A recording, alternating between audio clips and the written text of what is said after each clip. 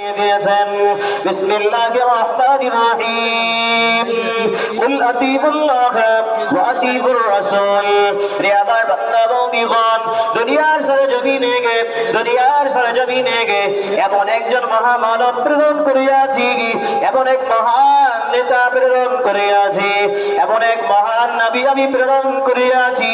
হে আমার বান্দা বন্দী, তোমরা যদি আমাকে পেতে চাও, তোমরা যদি আমার জবানদি হাসিল করিতে চাও, রে আমার বান্দা বান্দি জোরে রাখো গো, তোমাদেরকে ওই নবীর ইতাআত করা লাগবে যে নবীকে আমি মনোনীত করেছি, যে নবীকে আমি নির্বাচিত করেছি, ও নবী মুহাম্মদুর রাসূলুল্লাহ সাল্লাল্লাহু তাআলা আলাইহি ওয়াসাল্লামের যদি তোমরা খাঁটি উম্মত হইতে পারো, ও আমার বান্দা বান্দি জোরে রাখো, কবরটা তোমার ইয়াজুল জান্নাহ বনে যাবে। আর যদি তোমাদের পরিচয়টা রাসূল সাল্লাল্লাহু তাআলা আলাইহি ওয়াসাল্লামের উম্মত না হয়, আমার বান্দা বান্দি জোরে রাখো, ওই কবরটা রিয়াজুল জান্নাহর পরিবর্তে ওই কবরটা জাহান্নামের টুকরা বনে যাবে। কি বলেন? যদি আমরা রাসূলুল্লাহ সাল্লাল্লাহু তাআলা আলাইহি ওয়াসাল্লামের খাঁটি উম্মত হিসাবে দুনিয়াতে পরিচয় দিতে পারি, এই পরিচয়টা যদি কবর পর্যন্ত যায়, আল্লাহ তাবারক তাআলা রাসূল তিনি বলেছেন ওই কবরটা তোমার জন্য জান্নাতের একটি টুকরা বেড়ে যাবে বলে সুবহানাল্লাহ। যদি আমার পরিচয় রাসূল সাল্লাল্লাহু আলাইহি ওয়াসাল্লামের উম্মত না হয়ে অন্য কারো উম্মত হয়, অন্য কোন বান্দার পরিচয়টা আমি কবরে দিয়ে দিই, তো মুআজ্জাজ আল্লাহ তাবারক তাআলা বলছেন তেনার হাবিবের জবান দিয়ে ওই কবরটা হয়ে যাবে জাহান্নামের টুকরা। অতএব আমাদের পরিচয়টা হতে হবে আমরা রাসূল সাল্লাল্লাহু তাআলা আলাইহি ওয়াসাল্লামের খাঁটি উম্মত, রাসূল সাল্লাল্লাহু তাআলা আলাইহি ওয়াসাল্লামের সত্যিকারের আশিক, আমি একজন মুসলমান, আমি একজন মুমিন। তো মুআজ্জাজ মুমিনের সংজ্ঞা আল্লাহ তাবারক তাআলা কোরআনের মধ্যে দিয়েছেন সুন্দর ভাষায়। আল্লাহ তাবারক তাআলা জানান যে তোমাদের পরিচয়টা হবে একজন মুসলমান। তো মুসলমান পরিচয় হতে হলে সর্বপ্রথম আমাদের যে তাওহীদি কালিমা পাঠ করিতে হয়, প্রথম নম্বরে আমরা একটি কালিমা পাঠ করি, সে কালিমাটা হচ্ছে এই যে লা ইলাহা ইল্লাল্লাহ। এই কালিমার প্রথম পাঠ যদি এইটুকু পাঠ করে নেওয়ার পরে দ্বিতীয় পাঠটাকে কেউ অস্বীকার করে, সে কি মুসলমান হইতে পারে? জি না, সে মুসলমান হইতে পারে না। যতক্ষণ পর্যন্ত দ্বিতীয় পাঠটাকে তার কলিজার মধ্যে ধারণ না করবে, ততক্ষণ পর্যন্ত সে মুমিন হিসাবে, সে মুসলমান হিসাবে, রাসূলের উম্মত হিসাবে পরিচয় দিতে পারবে। তাই তো করুণাময় আল্লাহ জাল্লা জালালুহু আম্মা নাবালু জানিয়ে দিয়েছেন কুল আতিউল্লাহ ওয়া আতিউর রাসূল। হে আমার বান্দা বন্দীগণ, তোমরা যদি আমার নবীর ইতাআত করে চলো, তোমরা যদি আমার হাবিবের পৈরবি করে চলো, তবে তোমরা কি হবে? তোমরা মুমিন হিসাবে, তোমরা মুসলমান হিসাবে পরিচয়টা দিতে পারবে। আল্লাহ তাবারক তাআলা হাবিব জানিয়ে দিলেন, আল্লাহ তাবারক তাআলার বার্তা উলিল আমরি মিনকুম। রে আমার বান্দা বন্দী, আমি জানিয়ে দিয়েছি কোরআনের ভাষায় তোমাদের মধ্যে যে আমির থাকবে, যে নেতা থাকবে, ওই নেতায় তোমরা আনুগত্য করিবে। এই তিনটি বিষয় যদি আমার মধ্যে থাকে তবে আমরা মুমিন হতে পেরেছি। আর তিনটি বিষয় যদি আমার মধ্যে না থাকে, আমরা যতই মুখে বলি না কেন, আমরা মুমিন হতে পারিব না। আমাদের মুমিন হতে গেলে আল্লাহ তাবারক তাআলাকে সর্বপ্রথম মেনে নিতে হবে, রাসূল সাল্লাল্লাহু তাআলা আলাইহি ওয়াসাল্লামকে মেনে নিতে হবে, এবং রাসূল সাল্লাল্লাহু তাআলা আলাইহি ওয়াসাল্লামের পূর্ণ তরিকা অনুযায়ী যদি আমাদের নেতা থাকে নির্বাচন করা, সেই নেতার আনুগত্য করা লাগবে, সেই নেতার আনুগত্য করা লাগবে। যদি আমরা সেই নেতার আনুগত্য করতে পারি তবে আমরা মুমিন। তো মুআজ্জাজ সেই নেতার আনুগত্য কেমন করে করব? রাসূলুল্লাহ সাল্লাল্লাহু তাআলা আলাইহি ওয়াসাল্লাম তিনি জানিয়েছেন, তিনার পবিত্র জবান দিয়ে, রে আমার উম্মত উম্মতি, তোমরা আমার আনুগত্য করবে আমার সাহাবাদের দেখে। সাহাবারা যেই রকম ভাবে রাসূল সাল্লাল্লাহু তাআলা আলাইহি ওয়াসাল্লামের আনুগত্য করেছিল, ওই রকমই আমাদের আনুগত্য করা লাগবে। একটু খেয়াল করেন, রাসূল সাল্লাল্লাহু তাআলা আলাইহি ওয়াসাল্লামের সাহাবারা কেমন তেনার আনুগত্য করেছিলেন, তেনার পায়রবি কেমন করেছিলেন, তেনার কথাগুলিকে কেমন প্রাধান্য দিতেন। একটু অকেয়া আপনাদের সম্মুখে উন্মোচন করে বোঝা আসবে রাসূল সাল্লাল্লাহু তাআলা আলাইহি ওয়াসাল্লামের প্রতিটি কথাকে তারা কেমন ভাবে মেনে নিতেন, কেমন ভাবে তাদের কলিজা দিয়ে ভাবতেন। আল্লাহ তাবারাক তাআলার হাবিব হযরত মুহাম্মদ মুস্তাফা সাল্লাল্লাহু তাআলা আলাইহি ওয়াসাল্লাম তিনি মওত সম্পর্কে একবার ধারণা করতে বললেন। তেনারই প্রথমতম স্ত্রী হযরত খাদিজাতুল কুবরা রাদিয়াল্লাহু তাআলা আনহাকে রাসূলুল্লাহ সাল্লাল্লাহু তাআলা আলাইহি ওয়াসাল্লাম যেই দিন মরণ সম্পর্কে একটু গবেষণা করতে বললেন, তো আজ সেই দিন থেকেই মা খাদিজাতুল কুবরা রাদিয়াল্লাহু তাআলা আনহা তিনি মওত সম্পর্কে একটু চিন্তা করতেন, ভাবনা করতেন। আজ বর্তমানে আমাদের আজকে দেখেন এই কবরস্থান সম্পর্কেই আজকে জলসা। একটা দিন অতিবাহিত করা, একটা সময়, একটা পূর্ণ দিনে নয়, দিনের এক অংশ, তার সঙ্গে একটি রাত্রির এক অংশ অতিবাহিত করা লাগবে। তো অনেকে দেখা যাচ্ছে এদিক ওদিক ঘোরাঘুরি করছে, এখনো সময় রয়েছে, চলে আসি। তবে আজ মৃত্যু সম্পর্কে রাসূল সাল্লাল্লাহু আলাইহি ওয়াসাল্লাম যে গবেষণা করতে বললেন, ভাবতে বললেন, এই ভাবনাটা কেমন এনেছিলেন হযরত খাদিজাতুল কুবরা রাদিয়াল্লাহু তাআলা আনহা, এ সম্পর্কে গরিসংখ্যক কথা বলে ইনশাআল্লাহুল আজিজ আমার বক্তব্য এই টানব। রাসূলুল্লাহ সাল্লাল্লাহু তাআলা আলাইহি ওয়াসাল্লাম তিনি বললেন, হে আমার একনিষ্ঠ স্ত্রী খাদিজা, তুমি মওত সম্পর্কে একটু ভাবনা করো, একটু চিন্তা করো, একটু গবেষণা করো। দয়ার নবী, মায়ার নবী, রাহমাতাল লিল আলামিন নবী মুহাম্মদুর রাসূলুল্লাহ সাল্লাল্লাহু তাআলা আলাইহি ওয়াসাল্লাম যেই দিন বললেন, এ খাদিজা, এ খাদিজাতুল কুবরা, তুমি মওত সম্পর্কে একটু গবেষণা করো, মওত সম্পর্কে একটু গবেষণা করো। দয়ার নবী, মায়ার নবী, রাহমাতাল লিল আলামিনের স্ত্রী খাদিজাতুল কুবরা রাদিয়াল্লাহু তাআলা আনহা একদিন এমন ঘটনা ঘটে যায়, যেই নামাজের পানিতে বসে বসে ফজরের সালাত আনতে আপনার কিনা মওত সম্পর্কে মুরাকাবা করিয়াছেন। আপনার কিনা চক্ষুটা বন্ধ করে অন্তর চক্ষু দিয়ে আপনার কিনা ভাবনায় আনয়ন করিয়াছেন, আমি খাদিজা আমার যেন দুনিয়া থেকে বিদায় নিয়েছি।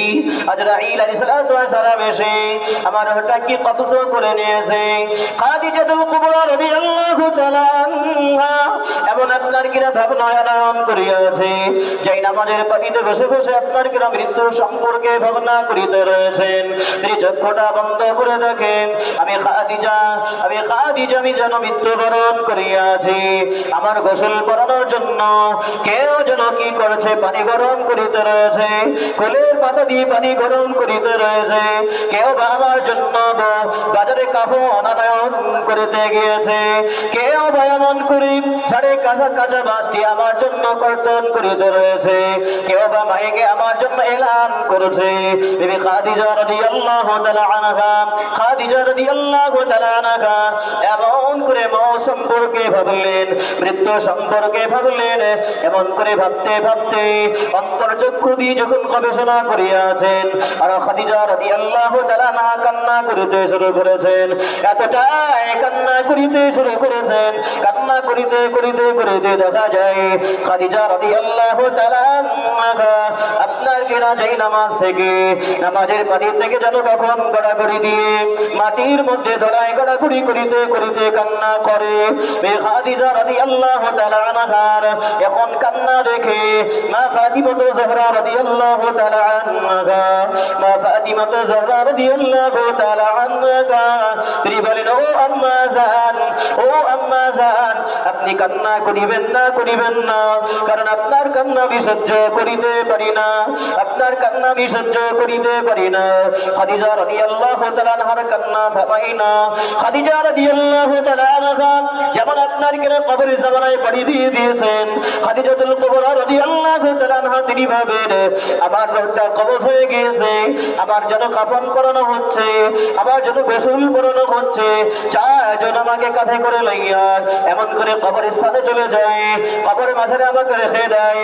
আমি খাদিজা রাদিয়াল্লাহু তাআলা আনহা কবরের মাঝারে যখন শহীদ করে দেওয়া হয়, কবরের মাঝারে যখন শহীদ করে দেওয়া হয়, খাদিজাতুল কুবরা রাদিয়াল্লাহু তাআলা আনহা তিনি হযরত মুহাম্মদ মুস্তাফা সাল্লাল্লাহু তাআলা আলাইহি ওয়াসাল্লামকে বর্ণনা দিলেন, ইয়া রাসূলুল্লাহ ইয়া হাবিবাল্লাহ, আমি ওই সময় কান্না করিতে শুরু করিয়াছি, ওই সময় কান্না করিতে শুরু করিয়াছি, যেন আমার মনে হচ্ছে গে দুই পার্শ্ব থেকে আমাকে যেন চাপ দিতে শুরু করেছে। ইয়া রাসূলুল্লাহ ইয়া হাবিবাল্লাহ, এমন করে আমার কান্না শুরু হয়ে গেছে, কবরের আযাব তো আমি সহ্য করিতে পারিব না, কবরের আযাব তো সহ্য করিতে পারিব না, মওতের জ্বালা তো সহ্য করিতে পারিব না। ইয়া রাসূলুল্লাহ, এই ভাবনাটা আদায়ন করার পরে পরে আমার কান্না শুরু হয়ে গেছে। তাই তো কবির ভাষায় কবি আপনার কেনা জানিয়েছেন, সুন্দর ভাষায় কবি লিখিত আপনার লিপিবদ্ধ করে দিয়েছেন, কবরের আযাব এত কঠিন সইতে আমি পারিব না, মৃত্যুর যন্ত্রণা এত কঠিন সইতে আমি পারিব না, কবরের আযাব এত কঠিন সইতে আমি পারিব না। ও গো দয়াময় হে রহিম, চাই শুধু তোমার করুণা, কবরের আযাব এত কঠিন সইতে আমি পারিব না, মৃত্যুর যন্ত্রণা এত কঠিন সইতে আমি পারিব না। এমন একটা জিনিস প্রত্যেক মানুষের জানা, জানার পরেও যেন আমরা নাজান হয়ে আপনার কেনা বসে রয়েছি।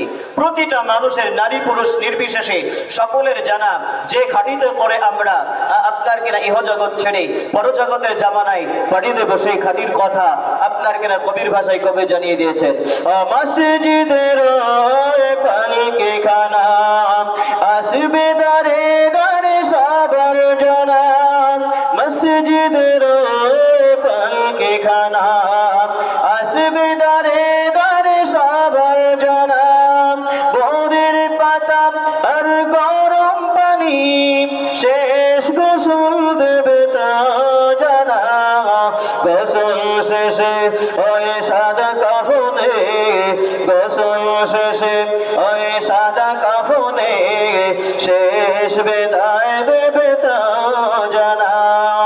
ও গো দয়াময় হে রহিম, ও গো দয়াময় হে রহিম, চাই শুধু তোমার করুণা, কবরের আযাব এত কঠিন সইতে আমি পারিব না। আল্লাহুম্মা সাল্লি আলা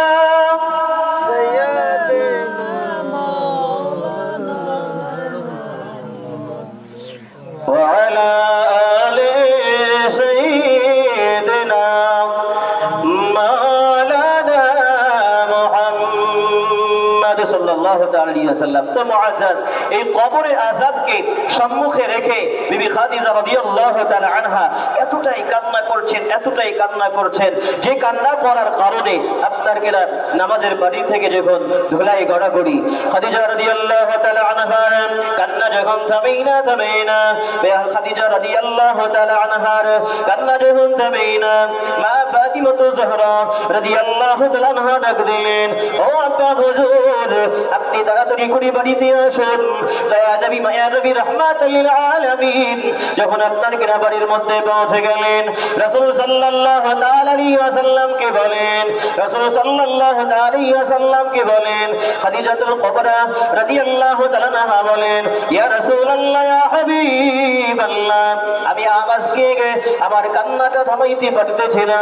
কারণ কি, আমি এমন একটা জিনিস নিয়ে গবেষণা করিতেছিলাম, এমন একটা জিনিস নিয়ে আমি মুরাকাবা করিতেছিলাম। ইয়া রাসূলুল্লাহ ইয়া হাবিবাল্লাহ, আপনি যেই দিন বলেছেন হে আমার বিবি খাদিজা একটু কি করো মওত সম্পর্কে, মৃত্যু সম্পর্কে একটু গবেষণা করো, কবর সম্পর্কে একটু ভাবনা আনয়ন করো। খাদিজাতুল কুবরা রাদিয়াল্লাহু তাআলা আনহা বলেন, ইয়া রাসূলুল্লাহ ইয়া হাবিবাল্লাহ, ওই কবর সম্পর্কে ভাবনা করিতে করিতে আমি যেন আমার অন্তর্চক্ষু দিয়ে দেখতে পাই, আমি যেন আমার অন্তর্চক্ষু দিয়ে দেখতে পাই আমার যেন মৃত্যু হয়ে গিয়েছে, আমি যেন মৃত্যুবরণ করে গিয়েছি। ইয়া রাসূলুল্লাহ ইয়া হাবিবাল্লাহ, আমাকে চারিজন কাঁধে করে লইয়ে যেন আমাকে নামিয়ে দিয়েছে কবর মাঝারে। ইয়া রাসূলুল্লাহ ইয়া হাবিবাল্লাহ, ওই কবর যেন আমাকে চাপ দেওয়ার জন্য প্রস্তুত নিয়েছে। ইয়া রাসূলুল্লাহ ইয়া হাবিবাল্লাহ, আমি কান্না ততক্ষণ পর্যন্ত থামাবো না যতক্ষণ আপনি আমাকে আমি যে ওসিয়তনামাগুলি করিব এই ওসিয়তগুলি পূরণ করার আপনার কিনা উদ্দেশ্য দিচ্ছেন। যখন ওয়াদা না দিচ্ছেন ততক্ষণ আমার কান্না থামাবো। রাসূল সাল্লাল্লাহু আলাইহি ওয়াসাল্লাম বললেন, হে খাদিজা, কি ওসিয়তনামা বলো। রাসূল সাল্লাল্লাহু তাআলা আলাইহি ওয়াসাল্লামকে বললেন, ইয়া রাসূলুল্লাহ ইয়া হাবিবাল্লাহ, আমার যখন মৃত্যু হয়ে যাবে, আমি যখন ইন্তেকাল করে যাব, আমার কাফনের জন্য বাজার থেকে যেন নতুন কোনো কাপড় না নিয়ে আসা হয়। ইয়া রাসূলুল্লাহ হাবিবাল্লাহ, আপনার শরীর মোবারকের যে জব্বাটা পুরানো হয়ে গেছে, এ রাসূলুল্লাহ আপনি যেই দিন বাদ দিয়েছেন ওটা আমি পরিষ্কার করে সুন্দর করে গচ্ছিত করে আমি আমানত হিসাবে রেখে দিয়েছি, বলি সুবহানাল্লাহ। রাসূল সাল্লাল্লাহু আলাইহি সাল্লামকে বললেন, ইয়া রাসূলুল্লাহ, ওই আপনার শরীরে লাগা জুব্বাটা দিয়ে আমার কাফন বানিয়ে দেবেন। রাসূল সাল্লাল্লাহু আলাইহি ওয়াসাল্লাম বললেন, হে খাদিজা, আমি এমন পরিস্থিতিতে সমাজের বুকে আবির্ভাব হয়েছিলাম যখন আমার পাশে দাঁড়ানোর মতো একজনকেও পাচ্ছিলাম না। হে খাদিজা, তুমি আমার পাশে দাঁড়িয়েছিলে, তোমার অসহায়ের সময় কবরের জামানায় কেন তোমার পাশে দাঁড়াবো না? অতএব আমি তোমার এই ওসিয়তনামাটা পূরণ করব, আবার ওই জব্বাটা দিয়েই তোমার কাফন পরিয়ে দেব। রাসূল সাল্লাল্লাহু আলাইহি ওয়াসাল্লামকে বললেন, ইয়া রাসূলুল্লাহ ইয়া হাবিবাল্লাহ,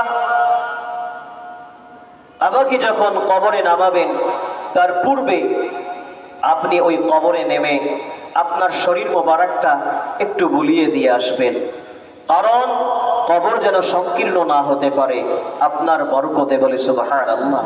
রাসূল সাল্লাল্লাহু আলাইহি ওয়াসাল্লাম বললেন, হ্যাঁ হে খাদিজা, তোমার এই ওসিয়তটাও পূরণ করা হবে। সবথেকে বড় বিষয় ভাই মুআজ্জাজ, আজ তো আমাদের সমাজ থেকে একটি জিনিস উঠে গিয়েছে যেটা আপনার কিনা তালকিন বলা হয়।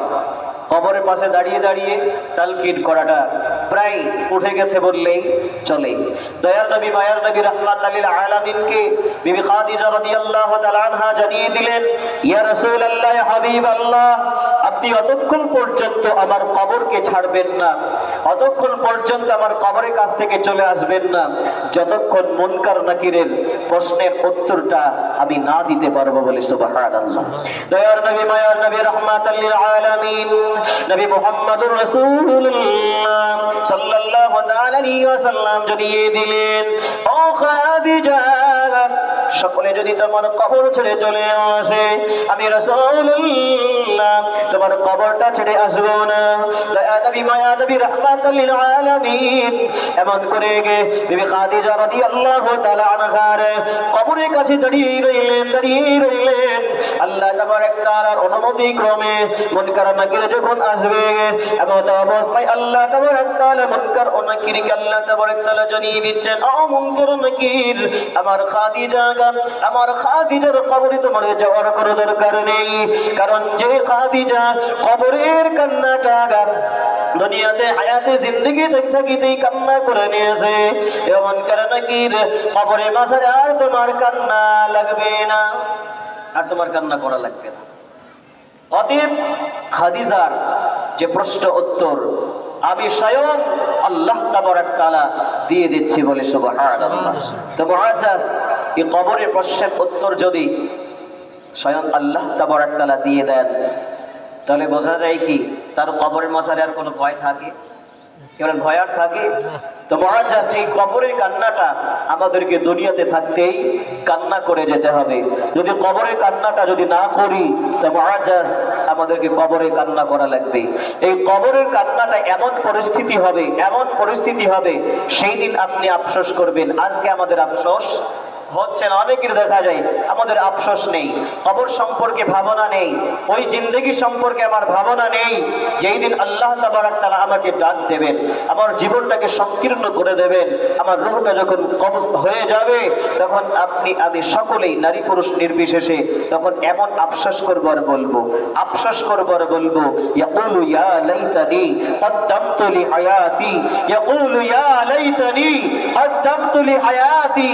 এ রাব্বি যুল জালাল, আমি যদি এই দুনিয়ার জন্য আখিরাতের জন্য অগ্রিম কিছু পাঠিয়ে দিতাম কতই না ভালো হতো।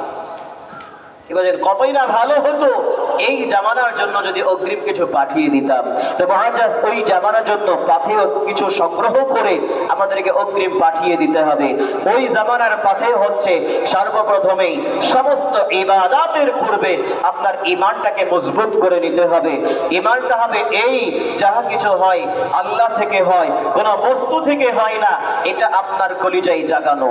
যার পরে হলেই দয়ার নবী মায়ার নবী রাহমাতাল লিল আলামিন তুলনা কোনদিন হয়নি আর হবে না, যে নবীর তুলনা কোনদিন হয়নি আর আগামীতে হবেও না। এই নবী মুহাম্মদ মুস্তাফা সাল্লাল্লাহু তাআলা আলাইহি ওয়াসাল্লাম সম্পর্কে আকীদাগত দিক থেকে আপনার কিনা ঈমানকে ঠিক রাখা, তবে আপনি আমি কবরের মাঝারে উদ্ধারিত হতে পারবো।